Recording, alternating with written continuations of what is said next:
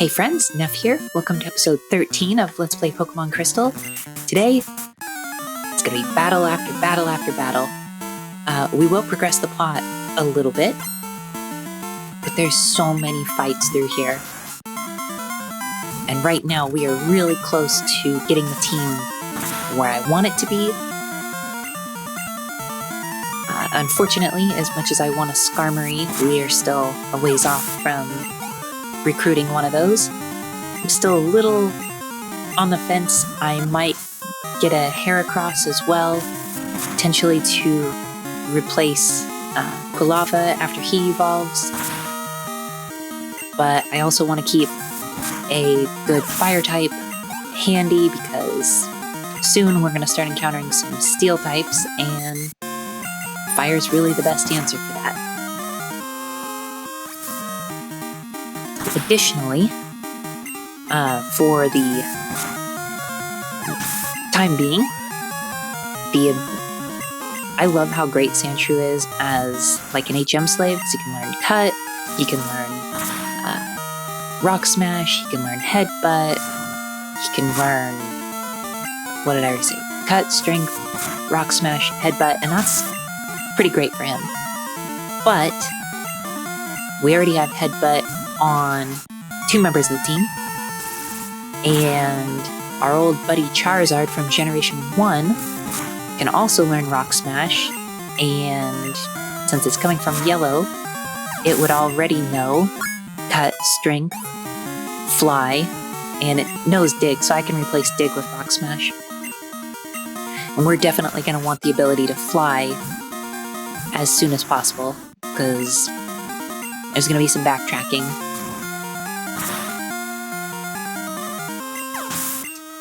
Bear with me, my thoughts are a little bit scattered. This was so many fights. I don't like this part of Generation 1, as I stated in the last episode, where it's just water trainer after water trainer. And of course, they replicate it in Generation 2. Well, realistically, they replicate it in every generation. There's always that huge segment of swimmers and fishermen and whatnot. Gen 3 has it too. Not remembering off the top of my head where it is in Generation 4, but it's a common thing. And we gotta get Pineco up to 31, so it'll evolve, and once it does, it gains the steel typing and becomes much, much better.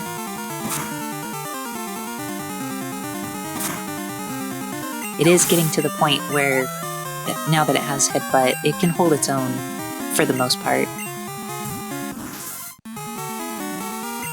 Yeah, that Starmie, it's not what I want it to deal with, though. Poor Sandshrew, it's been the sacrificial lamb so many times. So yeah, eventually I am going to bring Charizard over, because I don't want to take a team member out just so I can add like a, I don't know, a Pidgey or a Spearow or something to give it Fly.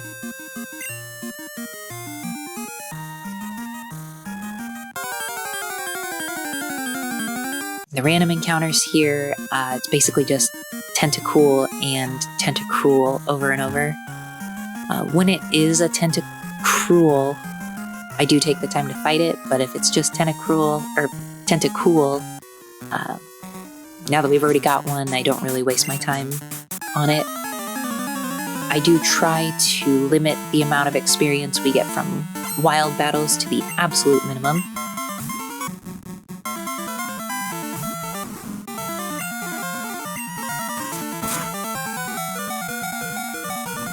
And can't quite take it out. That's okay.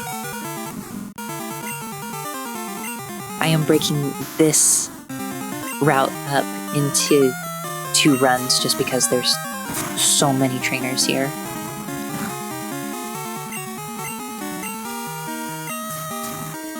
Also, we're getting to the point where the additional stats of making the jump from Graveler to Golem would be really helpful.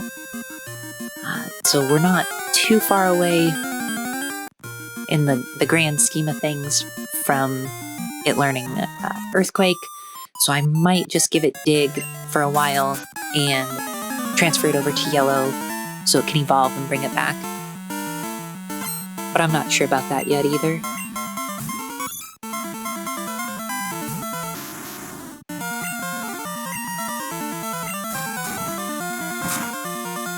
And then Pikachu, probably not going to be a long-term member, but still just holding on to that for now because of the excellent special attack for electric and water type moves right now. But also we need something that can surf. I'm considering maybe bringing on Suicune when we can get it. It's a legendary though, so that's kind of goes against my rules, but it's not even as good, in my opinion, as Vaporeon, just because it's kind of like an all-rounder, and Vaporeon has, like, it's meant to be used in a specific way, you know? You may have noticed the cut to black. I went and healed up, and then I brought us back to where the episode started so we can go the other way and get the rest of the trainers.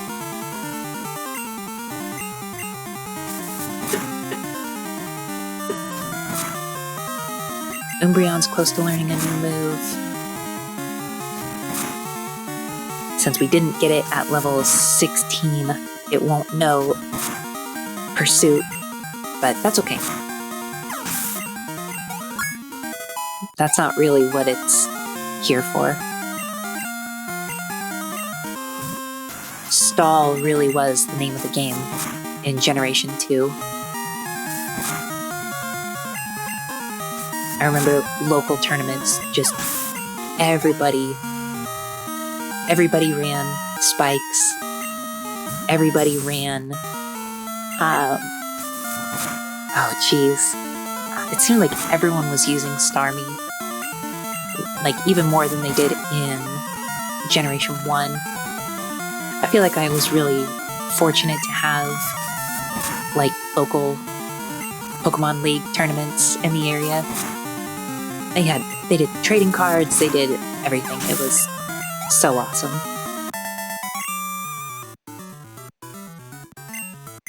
I don't know of really any places that do that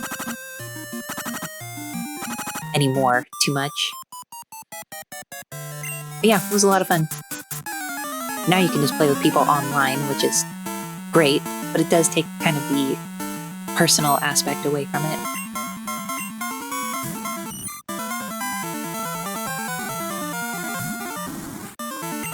I feel like the culture around Pokemon has changed quite a bit in general from what it used to be. That's okay. Still a fan.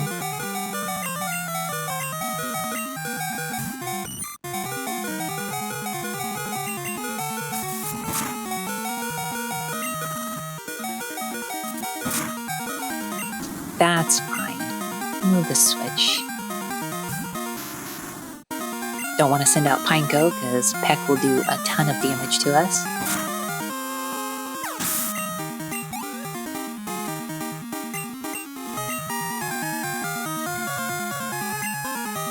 And Seeking. No thanks. We'll do some switch training here. This is a good time to sacrifice Sandshrew again.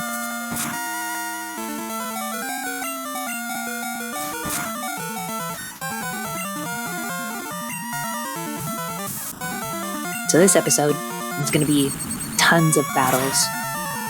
All these swimmers here. But then the upcoming episode, I'm going to do so much. I think I might actually get 2 separate gyms in one episode.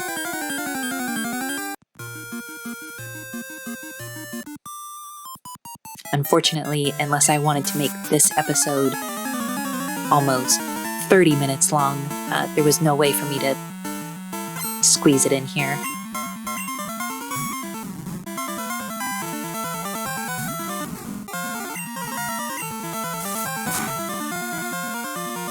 I also really would like a Tyranitar to bring over to Pokemon Stadium, but unfortunately that's like a post-game Pokemon, because he only shows up post-game. So that might not be realistic, especially since my whole plan really is to use a team throughout the game, and you know, they're the ones that help us conquer the game, and they're the ones that are going to help us conquer the challenges of Stadium, you know? But we'll see. Even though I'm only allowing myself the TMs that are allotted through a single playthrough, I may actually end up having to use more than 6 Pokemon to accomplish everything, which isn't necessarily the way it was in Generation 1. There's a lot more going on in Gen 2.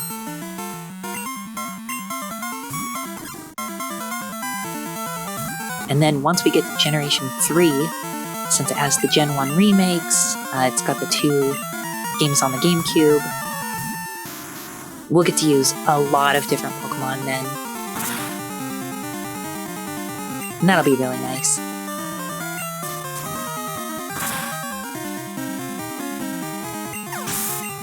I think that's the point where I'm going to give myself...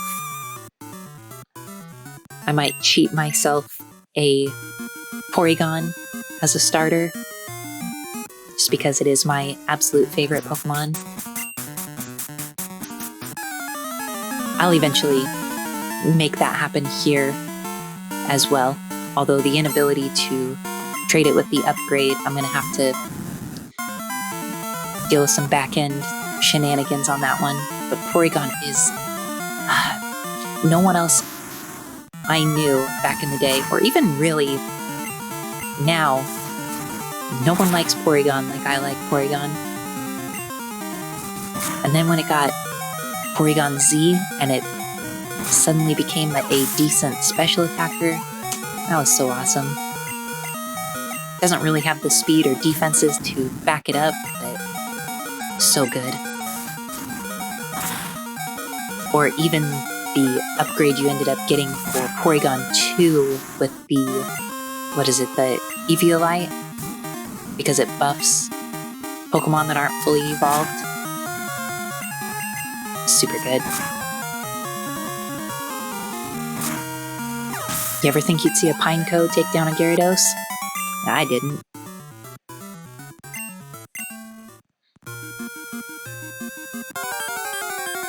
And we are finally almost done with this segment, so I can stop being nostalgic and actually discuss things that are going to happen in-game.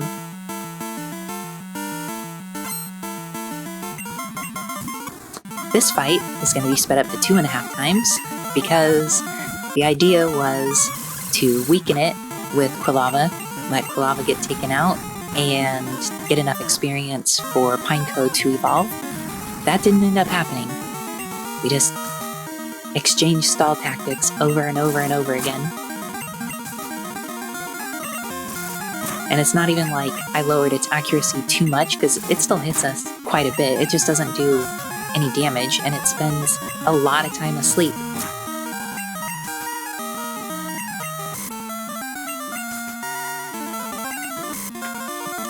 So now I'm just... look at that, it's barely did any damage. It's irritating. Even though we got the burn, you know it's just gonna go to sleep again, so... pointless. So I gave up on it and just decided to quick attack it.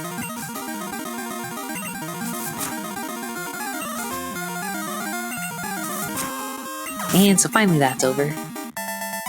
Did not get Pineco up to 31.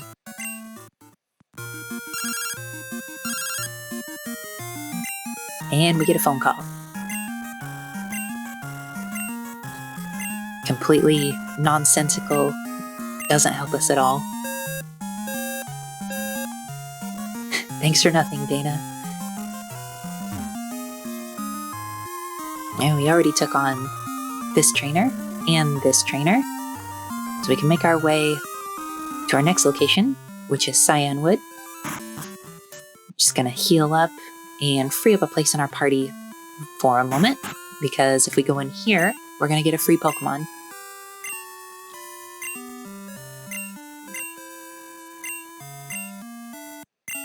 So Silver came in here and bullied his way into getting a Pokemon. But that Pokemon is Shuckle, so wouldn't be my first pick, that's for sure. It does have like the highest defense and special defense in the game, but its HP is low, so long as you have Seismic Toss, Shuckle's not really much of a threat. And so here's the medicine that we needed, so we can take care of the lighthouse situation. But there's one more thing we can do right now.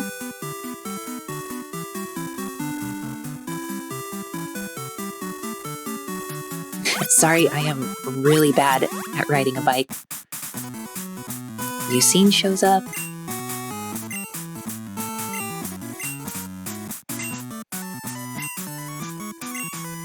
It is cool that Suicune can like run on water. And then this guy's like, yeah, I'm gonna fight you to earn Suicune's respect or something. I don't really see the connection, but okay.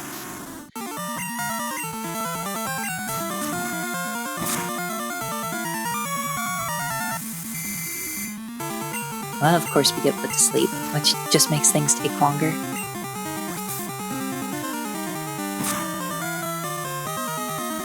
Dream Eater did quite a bit of damage. I'm glad we woke up when we did.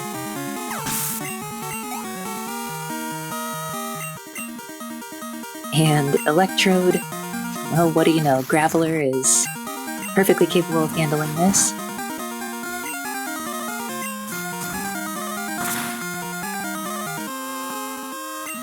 Oh, that was fun.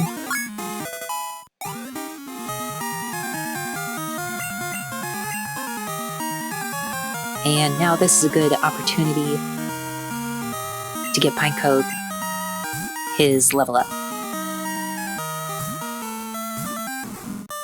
And I don't have any means of actually attacking it, so we're just going to switch back.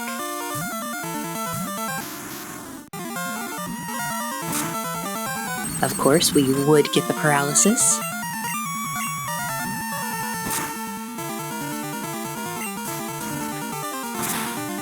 But it's okay, we follow up with a lucky hit there. Anything less than a 6, I don't think would have been enough. Yep, I won. And Pineco's evolving. So at least something cool got accomplished today.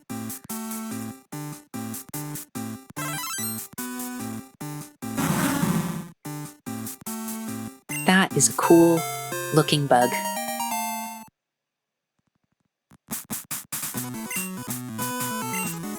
No wonder Pokemon gravitate towards you. Okay, well thank you, I guess. So that's enough of that. And let's poorly ride our bike back to the Pokemon Center. I'm gonna heal up. I'm gonna deposit Shuckle, get Sandshrew back for probably the last time. And let's get started on the gym.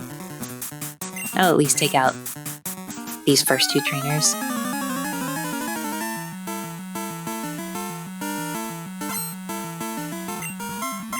This guy's gonna bring out his Hitmonlee. And I know Umbreon doesn't really... I mean, everything's gonna be super effective.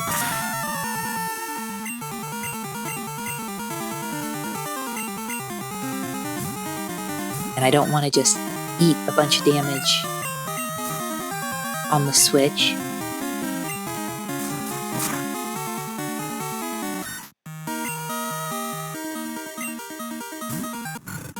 And Quilava needs some experience, so let's let him finish this up. I was hoping for the burn to cut the physical in half, but oh well.